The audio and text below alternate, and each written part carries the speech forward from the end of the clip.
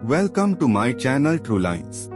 आज मैं आपको भगवान शंकर जी की बड़ी अद्भुत कहानी सुनाने जा रहा हूँ। एक बार भोलेनाथ पृथ्वी लोक पर भ्रमण के लिए गए तो उन्होंने एक युवा को देखा। वह ईश्वर को दोष दे रहा था। वह अपने जीवन से बहुत ही निराश था, बहुत ही दुखी था। तब भगवान शंकर जी ने बोध भिक्षु का रूप धारण करके उस युवा को असली दुख के बारे में ज्ञान देते हैं। तो चलिए इस कहानी के माध्यम से जानते हैं असली दुख क्या होता है। अगर आप ये कहानी सुन रहे हैं तो कृपा करके इसको पूरा सुनिए। इस कथा को आधा अधूरा छोड़कर भगवान शंकर जी के आशीर्वाद से वंचित ना रहे। सुख और दुख एक ही सिक्के के पहलू है, ये बात तो आपने सुनी ही होगी। सुख और दुख जीवन में आते ही रहते हैं और हर इंसान को लगता है कि हमारे जीवन में ही सारा दुख है। अगर वास्तविक रूप से देखे और समझे तो हमारे जीवन में सिर्फ एक ही दुख होता है। और वो असली दुख क्या है वो हम इस कहानी में जानते हैं। और उस दुख का निवारण, उस दुख का समाधान क्या है वो भी हम इस कहानी में ही जानेंगे। तो इस कहानी के अंत तक जरूर बने रहे। एक समय की बात है, एक गांव में एक व्यक्ति रहता था। उसका नाम सोनू था। वह बहुत आलसी था और अपने जीवन से बहुत निराश था। उसका कारण ये था कि उसने जीवन में अब तक कुछ भी हासिल नहीं किया था। वह कुछ भी नहीं करता था। उसके घर वाले भी इस बात से बहुत परेशान थे। वह चाहते थे कि वो बाहर निकलकर कुछ अच्छा काम करे, कोई अच्छी नौकरी कर ले, लेकिन वो उनकी एक नहीं सुनता था। उसके घर वाले उसे दूसरों का उदाहरण देकर उसे ताना मारते थे, उसे तरह तरह की बातें कहते थे, लेकिन उसे कोई फर्क नहीं पड़ता था। जबकि उसके सारे मित्र कामयाब हो चुके थे। कोई अच्छा व्यापार कर रहा था तो कोई अच्छी नौकरी कर रहा था। वो जब भी मिलते तो अपनी बढ़ाई करते थे, लेकिन सोनू कुछ नहीं करता था। जिस कारण जब भी उससे कोई पूछता कि तुम क्या कर रहे हो तो वह कुछ कह नहीं पाता। उसे ये कहने में बड़ी शर्म महसूस होती थी कि वो कुछ नहीं करता। वो हमेशा सबसे केवल एक ही बात कहता था कि मैं अभी कोशिश कर रहा हूँ, लेकिन उसकी कोई भी कोशिशों का फल किसी को भी नजर नहीं आ रहा था। देखते ही देखते अब ऐसा समय आ चुका था कि सोनू सबसे मुँह छुपाता फिरता, ताकि उससे कोई यह ना पूछ ले कि तुम क्या करते हो, जिस कारण वो कभी किसी के सामने भी नहीं आता था। धीरे धीरे उसका मन दुखी होने लगा और निराश रहने लगा था। उसे ऐसा लगने लगा था जैसे वो धरती पर कोई बोझ हो, जिस वजह से वो अपने आप को बहुत अकेला महसूस करता था। वह अकेले बैठकर रोता रहता और भगवान को दोष देता रहता। एक दिन छुपता छुपाता वो घर से निकलकर जा रहा था। तभी उसने देखा कि एक बोध भिक्षु लोगों को प्रवचन दे रहे हैं और प्रवचन में वह दुख की बातें कर रहे हैं। सोनू कुछ देर तक मुंह छुपाकर वहीं खड़ा हो गया ताकि उसे कोई देख ना ले, और चुपचाप वह उनके प्रवचन सुन रहा था। बोध भिक्षु सभी से प्रवचन में कह रहे थे कि दुख हमारा सबसे बड़ा साथी है। दुख हमें हमारे जीवन के बारे में समझाता है और हमें सही जीने का तरीका बताता है। ये हमारे गुरु की तरह होता है जिससे हमें सीखना चाहिए। आप चाहे तो अपने जीवन में दुखों को अपना गुरु बना सकते हैं, या फिर आप चाहे तो अपने दुखों पर बैठकर रो सकते हैं, लेकिन इससे आपको कोई लाभ नहीं होगा, बल्कि आप दिन पर दिन और कमजोर होते जाएंगे, निराश होते जाएंगे। सोनू छुप छुप कर उनकी बातें सुन रहा था। जैसे ही उनके प्रवचन खत्म हुए, सोनू उनके पास गया और उन्हें प्रणाम करके वह कहता है, हे महात्मा, अभी आप कुछ देर पहले दुख को गुरु बता रहे थे। आप कह रहे थे कि दुखों से हमें सीखना चाहिए, लेकिन मैं तो अपने दुखों से बहुत परेशान हूँ, अपने जीवन से परेशान हूँ। मैंने जो अब तक दुखों को झेला है, मुझे तो कभी ऐसा प्रतीत नहीं हुआ कि मेरे दुख मुझे कुछ सिखा रहे हैं, बल्कि मुझे तो ये लगता है कि वो मुझे सिर्फ पीड़ा दे रहे हैं, और दुखों की पीड़ा बहुत भयंकर होती है। इसके बाद हमारा जीवन समाप्त हो जाएगा, इसके आगे कुछ नहीं मिलने वाला, और यहाँ तक कि हमें मृत्यु भी बहुत कम लगती है। जब लोग ताने मारते हैं, जब लोग ये पूछते हैं कि तुम क्या कर रहे हो, तो मन को बहुत ठेस पहुंचती है। और मैं उनसे कुछ नहीं कह पाता। सोनू की यह सारी बातें सुनकर वह उनसे कहते हैं, बेटा तुम्हें क्या दुख है और तुम दुख के बारे में ऐसा क्यों बोल रहे हो। सोनू ने अपने ऊपर बीती हुई सारी बातें उनको बताई और उनसे पूछने लगा कि है महात्मा, क्या आपके पास मेरे दुखों का समाधान है। सोनू की ये बात सुनकर वो बौद्ध भिक्षु मुस्कुराने लगे और सोनू से कहने लगे कि बेटा, जब तुम्हारे जीवन में कोई असली दुख आए तो मुझे बताना, मैं उसका समाधान जरूर करूँगा। सोनू उनकी यह बात सुनकर अचरज में पड़ गया। उसे यह समझ नहीं आ रहा था कि क्या अब तक जो उसने दुख झेला वो असली दुख नहीं है। जो तकलीफें झेली है, ताने सहे है, वो असली दुख नहीं है। सोनू वहाँ से उठकर चल देता है और मन ही मन कहता है, जब मेरे अपने नहीं मुझे समझ पाए तो ये महात्मा कहाँ से समझ पाएंगे। सभी लोगों के ताने सुन सुनकर सोनू बहुत थक चुका था और बहुत निराश हो चुका था, जिस कारण उसने सोचा कि अब वो कुछ करके दिखाएगा। उसने अपने पिता से थोड़ा सा पैसा लिया और पैसे से एक व्यापार शुरू किया। उसके पिता बहुत खुश थे कि कम से कम मेरा बेटा कुछ करने का प्रयास तो करने लगा है। व्यापार में कोई सफलता नहीं मिल रही थी। सोनू के पिता ने उसे कहा, बेटा मन लगाकर मेहनत करते रहो, एक दिन सफलता जरूर मिलेगी। सोनू ने अपने पिता की बात मान ली और अपने व्यापार में कड़ी मेहनत करने लगा और देखते ही देखते उसे सफलता मिलने लगी और कुछ सालों में वह बहुत बड़ा व्यापारी बन गया। अब उसके पास धन दौलत की कोई कमी नहीं थी। जिस सोनू को कोई पसंद नहीं करता था, आज हर तरफ उसके ही चर्चे थे। बहुत सारे उसके मित्र बन गए थे। सोनू के किसी मित्र ने उसे सलाह दी कि वह अपने व्यापार को ज्यादा से ज्यादा फैलाए ताकि उसको और ज्यादा लोग और एक दिन पूरी दुनिया में उसका नाम हो। सोनू को उसकी बात अच्छी लगी और वह अपने व्यापार में और मेहनत करने लगा, लेकिन इस बार उसके मन में धैर्य नहीं था, जिस कारण उसने कई अनुचित कदम उठाए। व्यापार को बढ़ा करने के चक्कर में माल की गुणवत्ता को भी कम कर दिया। लेकिन उसको अपने मित्र की बात याद आती थी कि उसको पूरी दुनिया में अपना नाम रोशन करना है। जैसा उसके मित्र कहते वो वैसा ही करता रहता और दूसरे व्यापारियों के खिलाफ चाल चलने लगा, जिस कारण उसके मन में वो पहले जैसा सुकून नहीं था। उसे अब रातों को नींद नहीं आती थी। वह बस अपने व्यापार को बड़ा करने के सपने देखता था और बस सोचता कि पूरी दुनिया का सबसे बड़ा व्यापारी बन जाए। हालांकि उसके पास वो सब कुछ था, धन दौलत, नौकर चाकर, घर, गाड़ियाँ, सब कुछ, लेकिन एक सुकून नहीं था। एक दिन सोनू अपनी बड़ी सी गाड़ी में एक मार्ग से गुजर रहा था।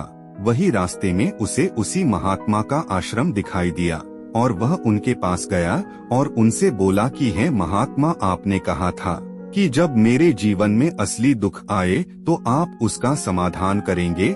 आज मैं बहुत दुखी हूँ, इसलिए आपके पास आया हूँ। मेरे पास सब कुछ होते हुए भी मैं उनका आनंद नहीं ले पाता हूँ। मैं रातों को ठीक से सो नहीं पाता। सोनू ने अपनी सारी बातें एक एक करके भिक्षु को बताई। तभी उन बौद्ध भिक्षु ने सोनू से कहा कि जब तुम पहली बार मेरे पास आए थे तब भी बहुत दुखी थे, तब तुमने अपने दुख से क्या सीखा था। उसके जवाब में सोनू ने उत्तर दिया कि है महात्मा, जब मैं अपने जीवन में कुछ नहीं कर पा रहा था तब मैंने अपने दुखों से सीखा था कि केवल सोचने से कुछ नहीं होगा, उसके लिए हमें कुछ करना भी पड़ेगा और केवल कोई कर्म करना ही हमें सफल नहीं बनाता, बल्कि उस कर्म को उसके अंजाम तक पहुंचाना हमें सफल बनाता है। फिर चाहे रास्ता कैसा भी हो, फिर चाहे परिस्थितियां कैसी भी हो, फिर चाहे कितनी भी मुश्किलें आपके रास्ते में क्यों न आ जाए, जब आपको ये लगने लगे कि आपके जीवन में कुछ नहीं बचा और तुम अब कुछ नहीं कर सकते, तब भी हौसला बनाए रखो, उम्मीद न छोड़े और अपने कार्य में लगे रहो। यह सोचकर कि जब तक मैं अपने कार्य को सफल नहीं कर लेता, जब तक मैं अपनी मंजिल तक नहीं पहुंच जाता, तब तक मैं इस कार्य को करता रहूंगा। मैं इस कार्य में जरूर एक दिन सफल होकर रहूंगा। जबकि बाकी लोग केवल सफल लोगों को महत्व देते हैं, उनके कर्मों को नहीं। सोनू की सारी बातें सुनकर वह बौद्ध भिक्षु मुस्कुराने लगे और कहने लगे, बेटा जब तुम्हारे जीवन में असली दुख आएगा तब मेरे पास आना, मैं उसका समाधान जरूर करूंगा। इतना कहकर वह बौद्ध भिक्षु वहां से उठकर चले गए। सोनू फिर से उनकी यह बात सुनकर एक बार फिर से हैरान हो गया, चिंता में आ गया। उसे अब ये बिल्कुल समझ नहीं आ रहा था कि क्या उसने अब तक जो दुख देखे हैं वो असली दुख नहीं है। उसने जो तकलीफें अब तक सही है वो असली दुख नहीं है। अब सोनू के मन में एक सवाल उत्पन्न होने लगा कि आखिर असली दुख है क्या और इसकी पहचान क्या है और मुझे कैसे पता चलेगा। सोनू अभी ये सब कुछ सोच ही रहा था कि इतने में बौद्ध भिक्षु सोनू के पास एक बड़ा सा घड़ा लेकर आ गए जो सोने के सिक्कों से भरा हुआ था। वो घड़ा सोनू को दिया और बोले कि इसे मिट्टी में दबा दो क्योंकि ये मेरे किसी काम का नहीं है। जब मुझे इसकी जरूरत होगी तब मैं इसे खोद कर निकाल लूंगा, लेकिन अभी के लिए इसे वहाँ मिट्टी के नीचे दबा दो। सोनू ने उनकी बात मान ली और वहाँ से चला गया। धीरे धीरे समय बीतता चला गया। सोनू का व्यापार माल की गुणवत्ता के कारण घाटे में चलने लगा। धीरे धीरे ऐसा समय आया कि उसका व्यापार पूरी तरह बंद हो गया। अब उसके पास कुछ भी नहीं बचा था। सोनू ने जो व्यापार को बढ़ाने के लिए कर्ज लिए थे वो कर्ज भी उसे चुकाने थे, लेकिन वह ये सोचकर निश्चिंत था कि उसने जो कर्ज लिए हैं वह अपने मित्रों से लिए हैं, जिस कारण वह थोड़ी देरी से भी दे सकता है। सोनू तो यह सोच रहा था कि उसके मित्र उसका बुरे समय में साथ देंगे, लेकिन सबसे पहले उसके मित्र ही उनका कर्ज चुकाने की मांग करने लगे। तब सोनू को एहसास हुआ कि इस दुनिया में कोई किसी का नहीं होता। सोनू ने अपने सभी मित्रों से कर्ज को चुकाने की मोहलत मांगी, लेकिन किसी भी मित्र ने सोनू को मोहलत नहीं दी, उल्टा उसे जान से मारने की धमकी देने लगे। अपने मित्रों के मुंह से यह सब सुनकर सोनू बहुत ही अचंभित हुआ। वो जो कुछ सोच रहा था सब उल्टा ही चल रहा था। जिस व्यापार के चलते सोनू के इतने सारे मित्र बने थे, इतने सारे शुभचिंतक बने थे, वो सब उससे दूर जाने लगे थे। हर कोई सोनू से पीछा छुड़वाना चाहता था, कोई भी उसका साथ नहीं देना चाहता था। धीरे धीरे सोनू की सारी संपत्ति नीलाम हो गई। वह सड़क पर आ चुका था। उसने हार मानकर अपने माता पिता से कहा, पिताजी मेरी मदद करें, मेरे ऊपर बहुत सारा कर्ज है, मुझे उसे वापस करना है, कृपा करके मुझे कुछ पैसे की मदद करें। ये बात सुनकर सोनू के पिता ने सोनू से कहा, मेरे पास तो अब सिर्फ ये ही छोटा सा घर बचा है, अगर ये भी मैं तुम्हें दे दूं और इसे भी बेच दूं तो मैं और तुम्हारी माँ कहाँ रहेंगे? फिर हमें भी तुम्हारे साथ दर दर की ठोकरें खानी पड़ेगी, हमें भी भीख मांगनी पड़ेगी। अब बस हमारे पास ये ही संपत्ति बची है, इसलिए मुझे माफ करना बेटा, मैं तुम्हारी कोई मदद नहीं कर सकता। अपने माता पिता के मुंह से इतनी बातें सुनकर सोनू चुपचाप वहां से चला गया। अब सोनू मन ही मन सोचने लगा कि मेरे पास अब कुछ नहीं बचा, जो कुछ था वो सब कुछ खत्म हो गया, बर्बाद हो गया। अब मैं जीकर क्या करूंगा? अब मेरे पास केवल एक ही रास्ता है जिससे मैं अपने कर्जदारों से पीछा छुड़वा सकता हूँ। ये सोचता हुआ वह एक ऊंची सी पहाड़ी पर चढ़ने लगा। पहाड़ी पर चढ़ते चढ़ते उसे याद आया कि उन बौद्ध भिक्षु ने कहा था कि जब मेरे जीवन में असली दुख आएगा तो वो मेरी समस्या का समाधान करेंगे। इतना सोचते सोचते सोनू के मन में एक बार फिर से उम्मीद की लहर चल पड़ी। सोनू दौड़ता हुआ उन बौद्ध भिक्षु के पास गया और सोनू ने अपने ऊपर बीती हर एक बात बताई और कहने लगा कि हे महात्मा, आपने कहा था कि जब मेरे ऊपर असली दुख आएगा तो आप मेरी समस्या का समाधान करेंगे। उन्होंने सोनू की बात सुनकर मुस्कुराहट से कहा, बेटा कहाँ है असली दुख? जब तुम्हारे जीवन में असली दुख आएगा तब मैं उसका समाधान जरूर करूँगा। उन बौद्ध भिक्षु के मुंह से सब सुनकर सोनू के मन में सब्र का बांध टूट गया और सोनू ने बड़े गुस्से में उनसे कहा कि हे महात्मा, आप ही बताएं कि असली दुख आखिर है क्या? क्या मैंने आज तक जो तकलीफों को झेला है, जो दुखों को सहा है, वो सब असली दुख नहीं थे? तब बोध भिक्षु ने कहा, बेटा पहले तुम मुझे ये बताओ कि तुमने अपने दुख से सीखा क्या। इसका जवाब देते हुए सोनू बोला, है महात्मा, मैंने तो यही सीखा कि जो लोग तरक्की में तुम्हारा पीछा करते हैं, तुम्हारे साथ जुड़ते हैं, वो लोग तुम्हें एक न एक दिन जरूर धोखा देंगे, क्योंकि ऐसे लोग बुरे समय में कभी आपका साथ नहीं देते, बल्कि बुरे समय में आपका फायदा उठाने का ही सोचते हैं। तुम्हारे असली मित्र वो लोग हैं जो तुम्हारी असफलता के समय पर और बुरे वक्त में साथ थे। वो ही तुम्हारे असली मित्र हैं, वो ही तुम्हारी सहायता करते हैं। ऐसे लोग बहुत कम मिलते हैं, और जिन्हें भी ऐसे लोग मिलते हैं उन्हें हमेशा उनकी कदर करनी चाहिए। फिर सोनू उन महात्मा को कहता है कि जब हम कोई कार्य कर रहे होते हैं तो उसे पूरी ईमानदारी से करना चाहिए। धैर्य रखो, लालच मत रखो। किसी के लिए कोई बुरा सोचकर उसे नीचा दिखाने की कोशिश न करे, क्योंकि ऐसा करने से तुम्हारे साथ जरूर बुरा होगा और तुम हमेशा नुकसान में ही रहोगे। सोनू की यह सारी बात सुनकर वह महात्मा उस जगह गए जहां वो घड़ा मिट्टी में दबाया था, और वो घड़ा सोनू को पकड़ा दिया जिसमें सोने के सिक्के भरे हुए थे, और वो घड़ा सोनू को देते हुए कहा कि लो, ये तुम्हारे काम आएगा, और जब तुम्हारे जीवन में कोई असली दुख आएगा तो मुझे बताना, मैं तुम्हारी समस्या का समाधान जरूर करूंगा। सोनू अब भी चिंता में था और हैरान था कि आखिर ये असली दुख है क्या। लेकिन उसने अपने हाथों में पड़े उस घड़े को देखा और सोचा कि चलो कुछ राहत मिल जाएगी, इससे सब कर्ज उतर जाएंगे और कुछ नया व्यापार भी शुरू हो जाएगा। और फिर सोनू ने उनको प्रणाम किया और उनका धन्यवाद किया और वहां से चला गया। सोनू ने सभी का कर्ज उतारकर अपने लिए एक नया व्यापार शुरू किया। व्यापार छोटा था, लेकिन इस बार सोनू बहुत खुश था। उसने पूरी ईमानदारी, मेहनत और लगन के साथ अपने व्यापार पर काम किया, और देखते ही देखते एक बार फिर से वो बड़ा व्यापारी बन गया। इस बार उसने न कोई लालच और न ही किसी को नीचा दिखाने के लिए काम किया, बल्कि इस बार पूरी ईमानदारी से उसने अपने व्यापार पर काम किया।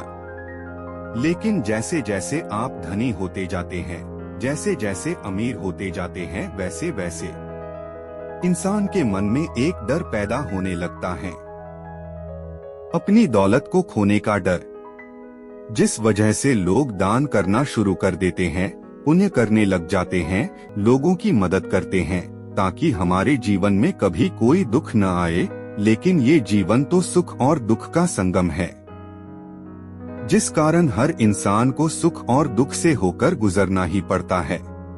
समय के चलते इस बार फिर से सोनू के जीवन में एक दुख और आया, और इस बार उसके माता और पिता दोनों की मृत्यु हो गई। सोनू अपने माता पिता से बहुत प्रेम करता था, और उनकी मृत्यु से उसके दुख की कोई सीमा नहीं थी। वह जब उन्हें आखिरी बार देख रहा था, तब सोनू के मन में हजारों सवाल आने लगे, और उसके बाद जब वह अपने घर आया तब उसने महसूस किया कि जिस संपत्ति के लिए हमेशा लड़ते रहते थे, आज उसकी देखभाल के लिए कोई नहीं है। उसके माता पिता ने अपने जीवन में जो भी मेहनत की, जो भी संपत्ति बनाई, सब यही रह गया। सोनू का मन इन सब बातों से बेचैन होने लगा और खुद को अकेला महसूस करने लगा। उसने इधर उधर देख और बहुत सारे सवालों से परेशान हो चुका था, कुछ समझ नहीं आ रहा था। फिर उसे बोध भिक्षु की याद आई और वह फिर से उनके पास गया, और उन बोध भिक्षु ने सोनू से सवाल किया, क्या बात है बेटा, क्या कोई फिर से दुख आ गया है? तब सोनू ने कहा कि नहीं महात्मा, अब तो सब ठीक है, लेकिन आज मेरे माता पिता की मृत्यु हो गई और मैं बहुत अकेला महसूस कर रहा हूँ। मैं बहुत दुखी महसूस कर रहा हूँ, जैसे कुछ खाली सा है, कुछ अकेलापन सा। तभी बोध भिक्षु ने कहा कि बेटा, इसमें दुखी होने की क्या बात है? एक दिन तो सभी को जाना है, यहाँ पर कोई भी रहने नहीं आया है और न ही कोई रहेगा। हम सब एक न एक दिन मृत्यु को प्राप्त हो ही जाएंगे, और मृत्यु कब आएगी ये कोई नहीं जानता। हो सकता है कि तुम्हारी मृत्यु कल ही हो जाए या फिर आज और अभी। ये सुनकर सोनू आश्चर्यचकित रह गया और उनको कहने लगा, महाराज ये आप क्या कह रहे हैं? मैं तो अभी जवान हूँ और मुझे तो अभी अपनी पूरी उम्र जीना है। मैं अभी बहुत जीना चाहता हूँ और कुछ जीवन में करना चाहता हूँ, और आप कह रहे हैं कि मैं कभी भी मृत्यु को प्राप्त हो सकता हूँ। इस बात को सुन बौद्ध भिक्षु बोले कि इस भ्रम में मत रहना कि मौत सिर्फ बूढ़े लोगों को आती है। बूढ़ों के सामने उनके जवान भी चले जाते हैं। मृत्यु कभी किसी की उम्र देखकर नहीं आती और न ही किसी को बताकर आती है। बौद्ध भिक्षु के मुंह से ये सारी बातें सुनकर सोनू और परेशान हो गया और वो चुपचाप वहाँ से चला गया। सोनू के मन का खालीपन अब भी वैसा ही था। अब सोनू का मन अपने व्यापार में भी नहीं लगता था। जब भी कोई कार्य करता उसके मन में बहुत सारे सवाल खड़े हो जाते। वो क्या कर रहा है, क्यों कर रहा है, इस कार्य को क्यों किया? उसके मन में एक और प्रश्न आने लगा कि क्या हम केवल इसलिए आते हैं कि इस जीवन को भोगे और एक दिन मृत्यु को प्राप्त हो जाए? वो ये समझ नहीं पा रहा था कि जीवन का असली मतलब क्या है। उसने कई विद्वानों से पूछा, लेकिन कोई सोनू के मन को संतुष्ट नहीं कर पा रहा था, और जब उसे कोई जवाब नहीं मिल पाया तो उसका दुख और भी बढ़ गया और मन की बेचैनी और ज्यादा हो चुकी थी। अब सोनू को यह भी समझ नहीं आ रहा था कि वो क्या करे, कहाँ जाए, किससे पूछे। आखिर में फिर उसे बौद्ध भिक्षु की याद आई और सोनू ने अपने मन की सारी बात बताई। और फिर बौद्ध भिक्षु मुस्कुराने लगे और सोनू से बोले कि बेटा, आज पहली बार तुम्हारे जीवन में असली दुख उत्पन्न हुआ है। वास्तव में यही है जिसे हम दुख कह सकते हैं, जो दुख कहलाने लायक है कि हमें पता ही नहीं हम क्या कर रहे हैं, कहाँ जा रहे हैं, क्यों जा रहे हैं, वो कौन है, क्या है, हम क्या करना चाहते हैं। तभी सोनू ने कहा, मेरे इस दुख का समाधान कीजिए, मुझे इस दुख का निवारण दीजिए। तब बौद्ध भिक्षु जी ने सोनू से कहा कि हम सबके अंदर क्रोध, लोभ, लालच जैसी कई वासनाएं हमारे अंदर घर करके बैठ जाती है, जिस कारण हम अपने जीवन को टुकड़ों में जीते हैं और हमारी चेतना कभी एक नहीं हो पाती। हम कभी एक जगह सोच नहीं पाते, समझ नहीं पाते और हमारी ऊर्जा शक्ति भी सारी नष्ट हो जाती है। और आजकल इस जमाने में हमारे पास तो इतना भी समय नहीं है कि हम एक पल भी खुद को मुड़कर देख सके और अपने आप को समझ सके। वास्तविकता में हर मनुष्य केवल दुख दुख कहकर चिल्लाता रहता है, उसे ही ठीक करने में लगा रहता है, लेकिन जिसे हम दुख समझते हैं असल में वो दुख है ही नहीं। तो इसका समाधान कहाँ से मिल पाएगा? ये तो सिर्फ परिस्थितियाँ है जिसके कारण हम अपने आप को दुखी समझते हैं, अपने आप को तकलीफ में समझते हैं। जैसे ही हम एक परिस्थिति में से निकलते हैं दूसरी में फंस जाते हैं। जिस प्रकार हम पहली समस्या का सामना करते हैं उसी प्रकार दूसरी समस्या का भी सामना करते रह जाते हैं। और जब हम इन सब से बाहर आने का रास्ता ढूंढते हैं तब हमें एक ही रास्ता नजर आता है, वो है मृत्यु। लेकिन यह कोई समाधान नहीं है, ये कोई रास्ता नहीं है। अगर आप सच में अपनी समस्याओं का समाधान चाहते हैं तो अपने आप को इकट्ठा करना सीखे, अपनी ऊर्जा को इस संसार में वापस कीजिए, उस ऊर्जा को एक करो और अपने ऊपर ध्यान लगाओ। मृत्यु से पहले अपने आप को पहचानो, अपने आप को जानो और अपने आप को बिखरने मत दो। तो सोनू ने फिर से एक प्रश्न किया, हे महाराज, तो क्या हमें इस जीवन को नहीं जीना चाहिए, हमें अपनी इच्छाओं को नहीं पूरा करना चाहिए? इस प्रश्न का उत्तर देते महाराज ने कहा कि हमें किसी से लगाव नहीं रखना चाहिए, हमें अपनी इच्छाओं को मार देना चाहिए, हमें संपत्ति इकट्ठा नहीं करनी चाहिए, क्योंकि ये मनुष्य की कामनाएं, वासनाएं होती है, जैसे किसी पर्वत से गिरता हुआ झरना जिस पर किसी का नियंत्रण नहीं है, सिवाय देखते रहने के और परेशान होने के। लेकिन जब तुम अपने ऊपर ध्यान देने लगते हो तब तुम अपने आप को पहचान जाते हो, खुद को समझ लेते हो, तब तुम इस झरने पर भी नियंत्रण पा सकते हो। तब ये इच्छाएं तुम्हारे वश में होगी और तब तुम इन इच्छाओं की पूर्ति भी कर सकते हो। गुरुदेव की ये सारी बातें सुनकर सोनू ने उनका धन्यवाद किया और कहा कि आपने मेरे जीवन के सबसे बड़े दुख का समाधान आज कर दिया है। मैं आज से अपने आप को एकत्रित करूंगा। गुरुदेव, मानव शरीर में बहुत ऊर्जा है, लेकिन वह बेकार के कामों में लग जाती है और नष्ट हो जाती है और इसी वजह से हमारा पूरा जीवन भी बेकार हो जाता है। और हम कभी भी इन सब पर ध्यान नहीं देते। हमारे सभी के मन में यह प्रश्न जरूर आता है और इसका जवाब ये है कि ईश्वर ये चाहते हैं कि हम अपने जीवन के अंतिम दुख तक पहुंच सके और उस गहराई तक पहुंच सके कि हमने अभी तक खुद को ही नहीं पहचाना।